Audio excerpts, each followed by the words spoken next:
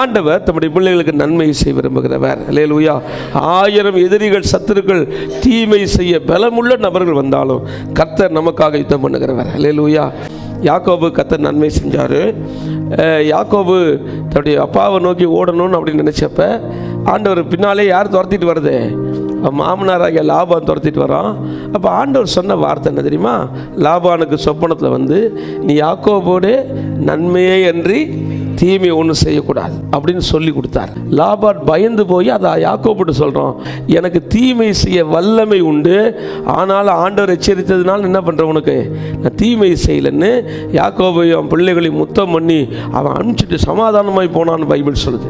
ஆனால் தேவனுக்கு விரோதமாக நடக்கும் பொழுது நமக்கு வர வேண்டிய நன்மையும் என்ன பண்ண வாய்ப்பு இருக்கு? தடைபட வாய்ப்பு இருக்குது. அதுக்கு ஒரு உதாரணம் சொன்னேன். ஏலியின் வாழ்க்கையை பற்றி சொன்னோம். ஏலிக்கு நன்மையை தருவேன்னாரு. ஆனால் இவன் தேவனை பிரியப்படுத்தலை. காணிக்கைகளினாலே தங்களை கொழுக்க பண்ணினார்களோ, தேவனுடைய கட்டளைக்கு விரோதமாய் மாறின பொழுது ஆண்டவர் சொன்னார், நன்மை வர வேண்டிய இடத்துல உனக்கு என்ன வரும்? தீமை வரும்ட்டார். ஏலி அவர் வாசஸ்தலத்தில், தேவனுடைய வாசஸ்தலத்தின் வாசலில் உட்காந்துட்டு இருக்கான்.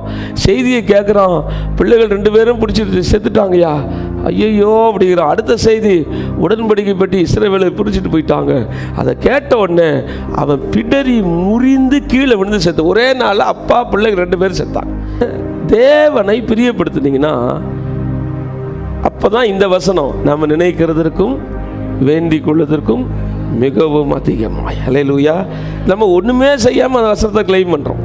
அந்த வசனத்தை சொல்லிக்கிட்டு ஆண்டவர் எனக்கு செய்யணும். ஏய், நீ செய்ய வேண்டியதை செய்ய. அட்லீஸ்ட் ஆண்டவர் மேலே அன்பு காட்டு. நீ காணி கொடுக்கறதுல 2வது, நீ அன்பு காட்டு. அவருடைய கட்டளைகளுக்கு கீழ்ப்படி செஞ்சுனா நீ நினைக்கிறதற்கும் வேண்டிக் கொள்வதற்கும் மிகவும் அதிகமாய் செயல்பட வல்லவர். அல்லேலூயா.